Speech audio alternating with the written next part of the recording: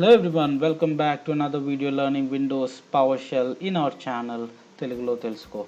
In this video we are going to talk about operators. So operators are essentially, as the name suggests, it is going to do some sort of operation in PowerShell. So what exactly it is going to do and what are the types of operators that we have is going to be the discussion for this particular video. So let's go ahead and understand what is an operator and the types of operators. So an operator is a language element. So PowerShell is a scripting language, as I said before. So it's a language element that you can use within a command, or you can also use it with an expression. So we'll see what exactly that particular statement means. And in PowerShell there are different types of operators. So the first operator is arithmetic operator, which is the plus, minus, division, multiplication and all this stuff. So these are the arithmetic operators. And then we have assignment operators, where normally we are using $a equals to 2, which means we are assigning the value to $a, which is 2. So this is called as an assignment operator. So there are multiple different assignment operators which we are going to talk about. And then comparison. So there is an operator type which can do comparisons within PowerShell between objects, and you are going to see how exactly the comparison is going to work. And then logical operator. Logical operator essentially checks some condition, whether it's true or false. So we are going to deal with couple of logical operators in PowerShell, which is and or. So these are the two operators that we are going to deal with. And then redirection operators. So if you have worked in command prompt before, you might have been familiar with this redirection operator, where you send the output to file.txt, something like this. So this works in PowerShell. So I'm going to show you how the redirection operator works. Finally, there are split and join operators we are going to talk about. So let's go ahead and jump into a demo and see how exactly these operators works. Let me just quickly launch a copy of PowerShell so that we can see how this works. So first, we need to start with the assignment operator. So 2 plus 2 equals to 4, 2 minus 2 equals to 0, 10 into 10 is 100, 10 divided by 5 equals to 2, the remainder. So this is how generally the arithmetic operators works. These are pretty much straightforward. And the next set of operators we have is assignment operators. So assignment operators are, as I said, $a equals to 2. So now the value of a is 2.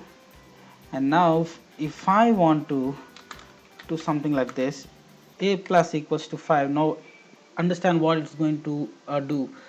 Now the value of a at this point is 2. Now I'm adding another 5 to that, right? So that is this particular operation means. So I'm adding or appending some other additional information to that variable, which is 2 plus 5. So the value of a equals to 7 at this point. Again, I can use the minus operator in contrast to decrease the value, which is 7 at this point. I can decrease it by 4. So the value of a should be 3 at this point. And then we have one more operator. So the value of a at this point is 3. So if I want to increment the value by 1, so I can use a plus plus, which means it is going to increment the operation by 1, which is 3 plus 1, which is 4. And if I want to decrement the operator by 1, I use a minus minus, which is going to be 3. So these a plus plus and a minus minus, these are something we are going to use in loop conditions. For example, for I equals to 0, I plus plus, right? If you are familiar with any programming context before, in the for loop, we generally use this statement for I equals to 0 or I less than equals to 10, I plus plus, which means incrementing by 1 every time when the loop runs. So this is the logical operator that we are going to use at that point. So let's don't worry about that now. We are going to talk about that in detail when we go to the loops concept. And then we have something called as comparison operator. So comparison operator is used to compare two different values. For example, 5 equals to 5. In PowerShell we use comparison operators slightly differently. We represent slightly differently, but the functionality still remains the same. For example, for equals to, it's dash eq. For not equals to, it's dash ne. For less than, it is dash lt. For greater than, it is dash gt. For less than or equal to, it is dash le. For greater than or equals to, it is ge. So these are the type of comparison operators that we are going to use. So this equals to is not equal to this. This is an assignment operator. This is a comparison operator. So there is a complete contrast. This not equals to is not equal to this one. This is doing a comparison. This is checking a condition. So both are completely different. And this less than, this greater than symbols are called as redirectional operators. This is not greater than or less than in PowerShell. In PowerShell, we compare greater than or less than using dash lt dash gt, right? So let's go ahead and see how these things works. 5 equal to 5, yeah, the condition is true because 5 is equal to 5. 10 is equals to 5, which is false. So I get a boolean output as soon as I do a comparison whether it is true or false. A boolean is nothing but a true or a false statement. So I get the output as true or false. So that's what the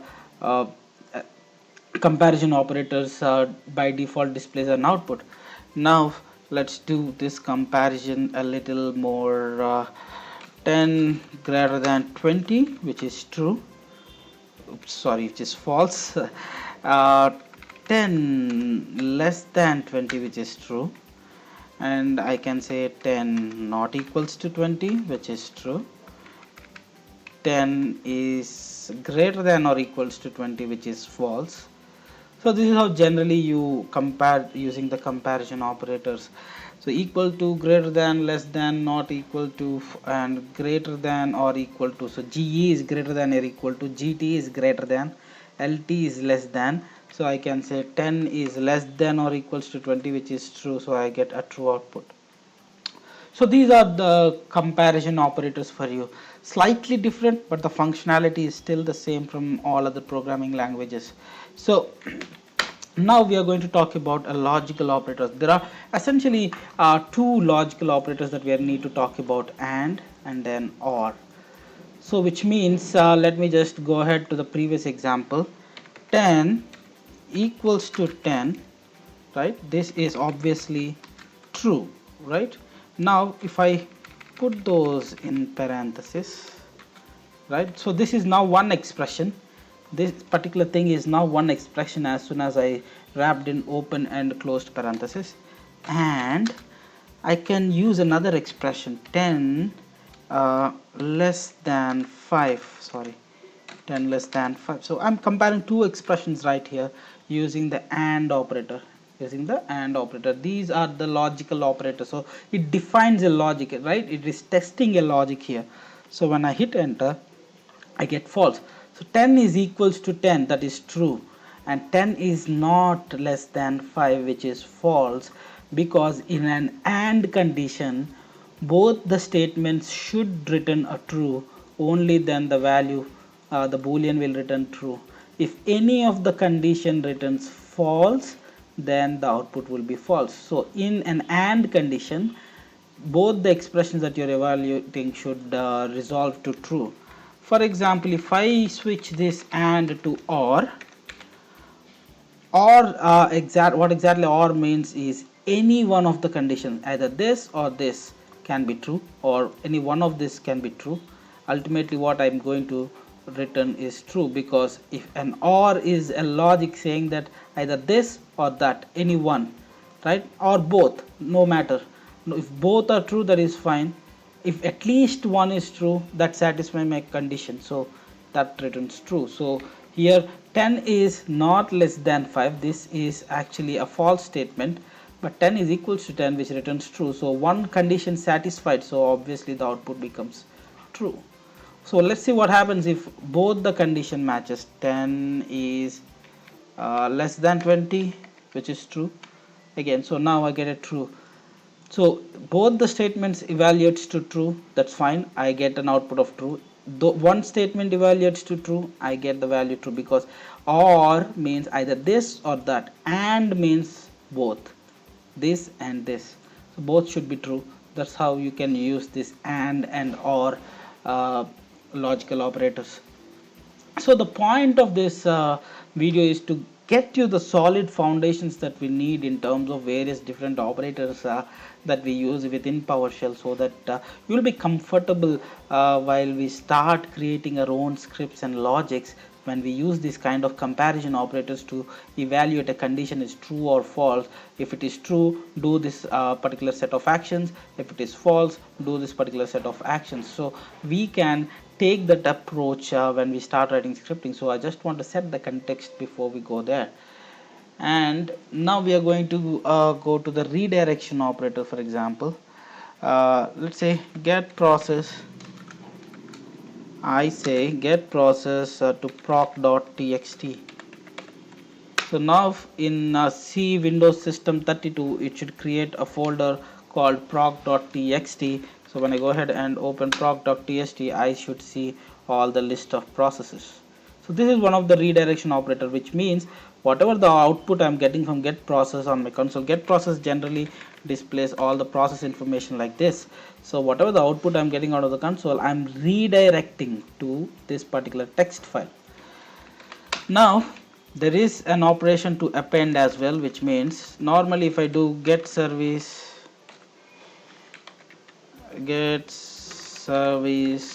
and then redirect to ser.txt, for example.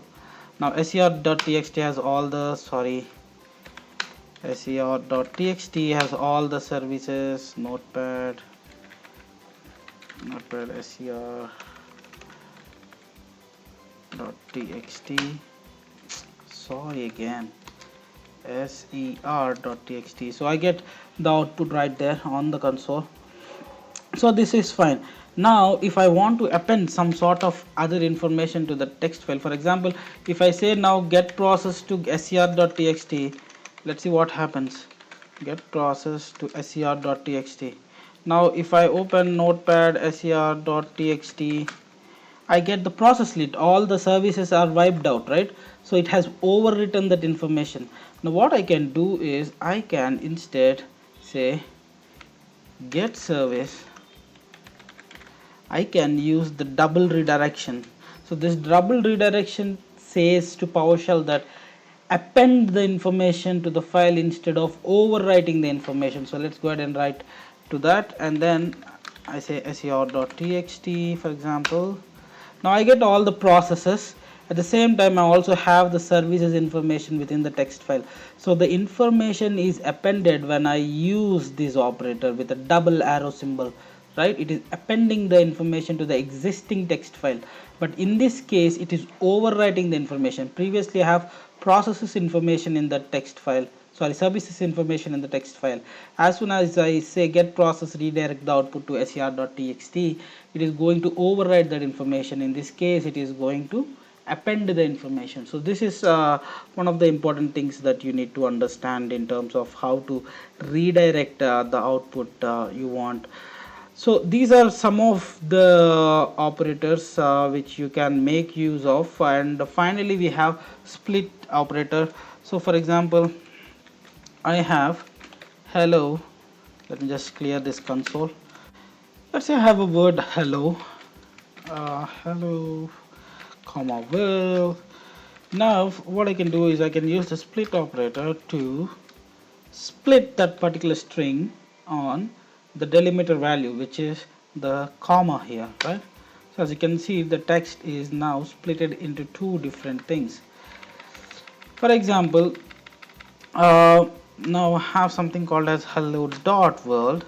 This is something people scratch their head for a couple of minutes, because when you hit dot and hit enter, you don't get any output, because the period symbol right here is treated as a wildcard, so you get any output right there.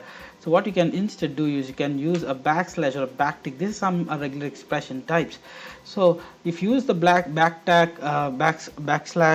character, what happens is the period is treated as a literal character instead of treating it as a wildcard. So now when I hit enter, I get the exact output I want. So that is a split operator. So split operator is used to split multiple different words. So, and finally we have something called as join operator. So join operator is used to join. For example, I have Windows comma PowerShell comma 2.0. So these are three different strings, right? Windows is different, PowerShell is different, 2.0 is different because they belong in their own codes. They belong in their own codes, so they're treated as a separate strings. So now when I use the join operator, join based on what?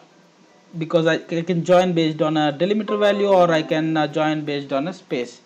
So when I hit enter, so as you can see, the string is getting concatenated and it joins the string as one. It joins the string as one, without which normally I don't get that output. So they are three different strings, but I can join them using a certain set of operator, which is the join operator. So remember, the join operator is used to join the strings, and the split operator is used to split the content as the name suggests. So these are some of the basic set of operators that you need to be familiar with in Windows PowerShell. So with that, we are going to finish our fundamentals at this point, and then we are going to talk about an important concept in the next video, which is PowerShell's pipeline. Pipeline is one of the powerful features of PowerShell, and the majority of the power to PowerShell comes from this pipeline concept. So if you understand the pipeline, you are pretty much good with dealing with PowerShell. So you will be very much comfortable dealing things in PowerShell. So with that said, I would like to thank you for watching, and if you really like this video, please do like, share and subscribe to my channel. It will encourage me to do more and more videos for you. Thank you and have a wonderful day.